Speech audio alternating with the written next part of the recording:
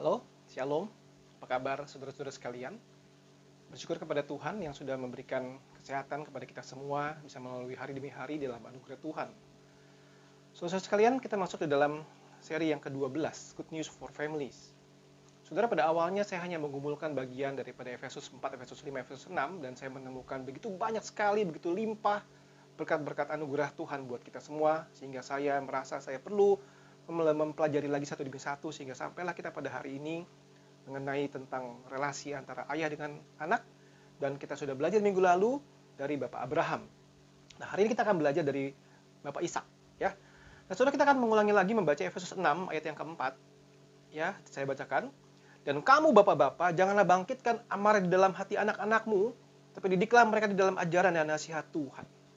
So, sekalian, di dalam hidup ini, kalau kita sudah dikaruniai oleh Tuhan seorang anak atau anak-anak khususnya, saudara, waktu kita memiliki anak-anak, ya, apakah di dalam keluarga kita tuh ada satu atau dua anak favorit?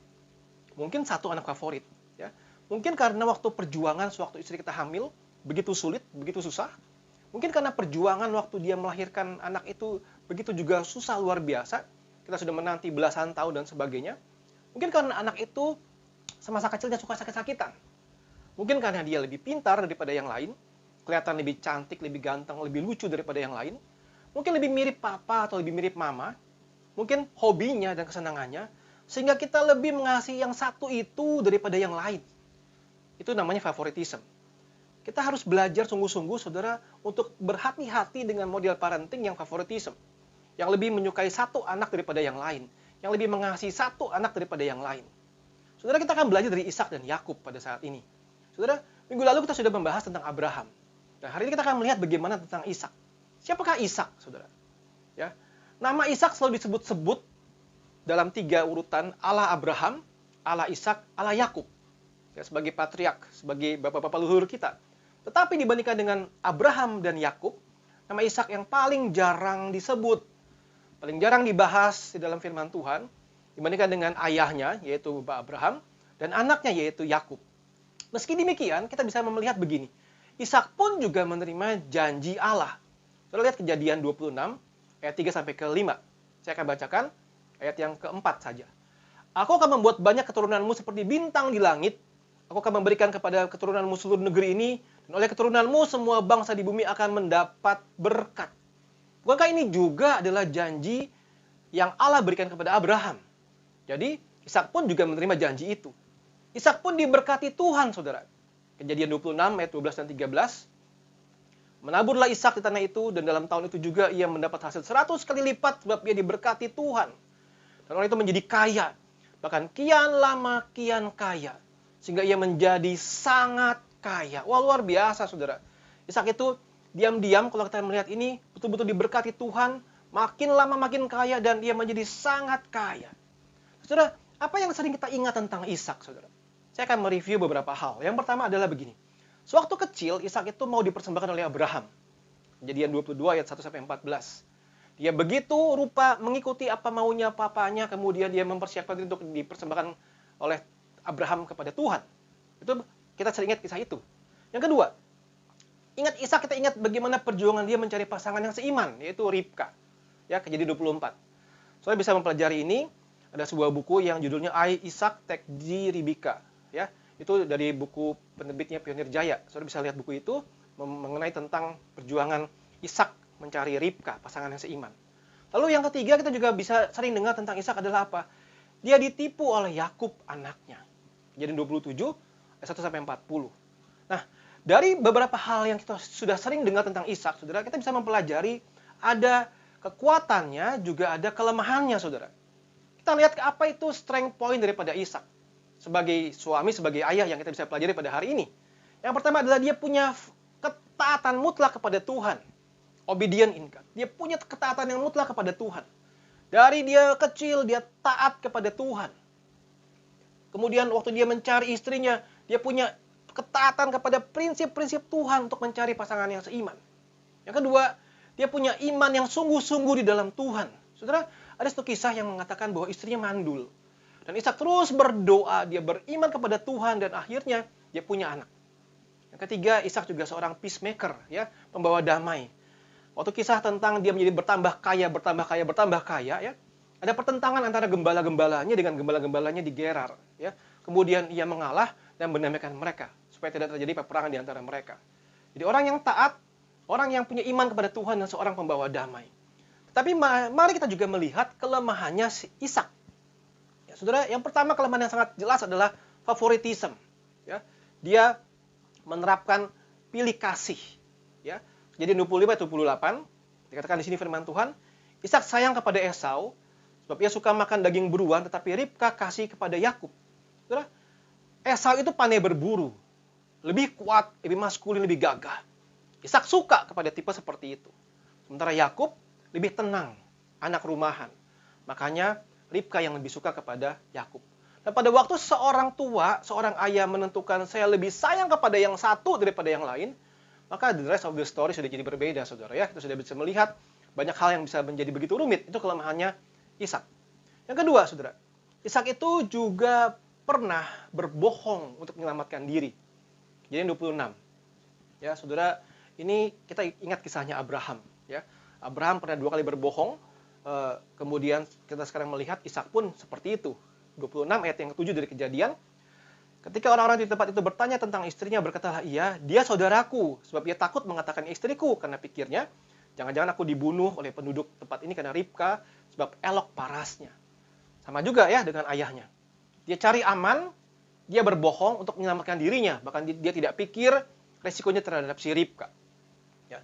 Yang ketiga, saudara, Ishak punya kelemahan adalah apa? Dia lebih mengikuti keinginan atau nafsu daging daripada taat pada pimpinan Tuhan. Saudara, dimulai dari Kejadian 27 ayat 1 sampai 4. Saya singkatkan cerita ini, saudara. Waktu dia sudah makin tua, sudah kabur matanya, dia panggil anaknya untuk apa? Lihat ayat yang kedua. Lihatlah, aku sudah tua dan tidak tahu bila hari kematianku. Maka sekarang ambillah senjatamu, tabung panah dan busurmu, pergilah ke padang dan burulah bagiku seekor binatang. Olahlah bagiku makanan yang enak seperti yang kugemari. Sesudah itu, bawalah kepadaku supaya aku makan, agar aku memberkati engkau sebelum aku mati. Saudara, di masa tuanya Ishak ingin dibuatkan sebuah makanan yang nikmat sekali, hasil buruan daripada Esau. Dan yang menjadi poin saya adalah, dia berkatakan begini, agar aku memberkati engkau sebelum aku mati. Sebelum aku mati. Saudara, kira-kira pada waktu itu kejadian adalah Ishak berumur 63 tahun kira-kira. Dan kemudian catatan Alkitab mencatat, dia meninggal di usia 180 tahun. Berarti ada jarak antara waktu dia berkata sebelum aku mati, sampai dia mati, ada 57 tahun kemudian, saudara. So, mengapa menjadi begitu hal yang, kok rasanya kok Ishak begitu nafsunya sama makan daging itu, sampai dia bilang, tolong buru, kasih makan supaya aku bisa memberkati sebelum aku mati. Begitu betul-betul merasa, oh aku harus makan ini sekarang, aku tidak bisa lagi menahan nafsu kedaginganku. Saudara, kejadian yang unik adalah begini, saudara. Ayat 21 dari Kejadian 27. Di situ disebutkan begini. Waktu mula-mula dia mendengar suara Yakub yang mengaku Esau, dia ragu, saudara. Ya, kita tahu story-nya. Ya, saya akan tampilkan ayat-ayatnya. Saya tidak akan bacakan semua. Ishak ragu. Waktu dia panggil, apakah engkau ini anakku Esau atau bukan? Lalu ada suaranya. Dia bilang begini, kalau suara Yakub, kalau tangan Esau. Dia ragu, saudara. Dan bukannya dia mengkonfirmasi dengan cara apa gitu ya, bukan dia menanti pimpinan Tuhan, tapi dia mengkonfirmasi dengan cara apa, saudara? Lihat ayat yang ke-25. Berkatalah Ishak, dekatkanlah makanan itu kepadaku supaya aku makan daging buruan masakan anakku agar aku memberkati engkau. Jadi, didekatkannya lah makanan itu kepada ayahnya, lalu ia makan, dibuahnya juga anggur kepadanya, lalu ia minum. Berkatalah Ishak, ayahnya kepadanya, pertama dekat-dekat dan ciumlah aku anakku. Lalu langsung setelah itu Ishak memberkati Yakub, saudara. Saudara, itu satu hal yang menurut saya harusnya orang tua bisa lebih berpikir panjang. Ya. Karena dia ingin sekali makan daging buruan. Karena dia ingin sekali menuntaskan nafsu dagingnya dia. Waktu dia mengalami keraguan antara ini anak siapa nih, Yakub atau Esau. Kok rasa-rasanya fisiknya itu dia ragu. Suaranya pun dia ragu. Tapi untuk mengkonfirmasi, dia makan makanan yang dibawa. Dia bukan menanti pimpinan Tuhan, malah dia langsung mengkonfirmasi dengan cara dia makan, dan dia langsung memberkati Yakub. Soalnya ada satu catatan sebetulnya gini, waktu engkau lapar, waktu engkau sedang emosi, lelah, jangan ambil keputusan penting. Ya, para ayah dengarkan baik-baik bagian ini ya. Karena kita mungkin bisa menyesal di kemudian hari. Lihat efeknya daripada si Ishak, saudara. Karena dia begitu rupa mengkonfirmasinya dengan cara makan. Setelah dia makan, dia sudah rasa happy, dia langsung memberkati saja yang memberikan makanan pada dia. Padahal dia masih punya keraguan sebetulnya. Saudara, poin yang terakhir. Apa sebetulnya bahaya daripada favoritism? Saya mengambil tema ini, saudara, karena menurut saya ini sangat penting sekali buat para ayah khususnya. Apa bahaya daripada favoritism? Sekali lagi seperti pendahuluan saya di awal, kita mungkin punya satu anak yang lebih kita kasihi, lebih kita sayangi, apapun itu. Tapi hati-hati saudara, secara emosional, favoritism bisa memberikan efek apa? Kemarahan, kebencian, depresi. Dari siapa? Dari anak yang tidak lebih disayang. Dari siapa? Dari saudara-saudara daripada anak yang disayang itu. Bisa muncul kemarahan, bisa muncul kebencian, bisa depresi yang luar biasa. Nah, kalau didiamkan bertahun-tahun, saudara akan menimbulkan kejahatan yang bisa mengerikan sekali. Karena anak-anak yang tidak difavorit itu adalah mereka akan merasa marah sebetulnya. Mereka benci sebetulnya, dan mereka depresi sebetulnya. Yang kedua, efek secara relasional, saudara. Hubungan saudara pasti juga rusak. Anak pertama dengan anak kedua pasti kurang baik. 1, 2, 3, atau 4 pasti kurang baik. Kenapa? Karena ada satu anak yang lebih dispesialkan. Anak emas. Apa-apa buat dia. Apa-apa buat dia. Perhatian semua buat dia. Mainan semua buat dia. Makanan semua buat dia. Semua buat dia. Pasti relasi antara saudara juga akan jadi renggang. Lu anak emas, lu anak bapak, lu anak emas, dan sebagainya. Dan yang ketiga, saudara, yang sangat mengerikan adalah apa? Efek jangka panjang. Bisa muncul depresi keberlanjutan, saudara. Bisa muncul kecemasan daripada anak yang lebih tidak disayang itu. Bisa muncul minder, tidak percaya diri. Apa-apa dia, ya udah, gue nggak bisa apa-apa, gue minder. Dan bagi anak yang difavoritkan itu adalah bisa muncul overconfident. Dia bisa tidak sadar diri, dia merasa dia hebat dan dia bisa lakukan semuanya sendiri. Padahal itu satu sikap yang kurang baik.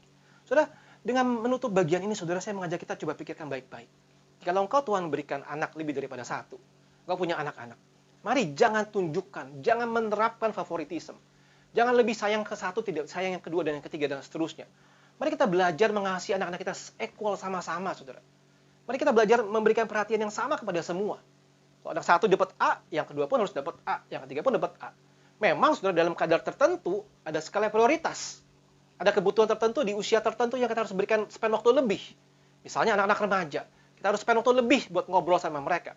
Anak-anak yang masih lebih kecil, kita mesti spend waktu lebih untuk bermain bersama mereka. Dan di dalam menjembatani itu, saudara, kita harus belajar untuk bersama-sama satu keluarga, menjelaskan kepada para kakak atau para adik apa kebutuhan khusus mereka pada waktu itu. Pada intinya adalah harus mengasihi anak-anak secara sama. Mengasihi anak-anak secara equal, sesuai dengan kebutuhan mereka masing-masing, dan jangan tunjukkan favoritism. Kenapa? Karena kita akan melihat nanti minggu depan apa akibat favoritism daripada Yakub ya kepada anaknya Yusuf. Saudara, itulah firman Tuhan yang kita sampaikan pada hari ini. Kita belajar daripada Bapak Ishak. Seorang yang sungguh luar biasa yang Tuhan berkati. Seorang yang luar biasa punya kelebihan dan juga punya kelemahan. Dan hari ini khusus, kita belajar kelemahan daripada Ishak adalah soal favoritism. Tuhan menolong kita dalam pergumulan kita dengan anak-anak kita. Jangan tunjukkan, jangan terapkan favoritism. Kasih mereka dengan sama, dengan adil, dengan merata. Dan nama Tuhan dimuliakan lewat keluarga kita. Tuhan menolong kita sekalian. Tuhan memberkati.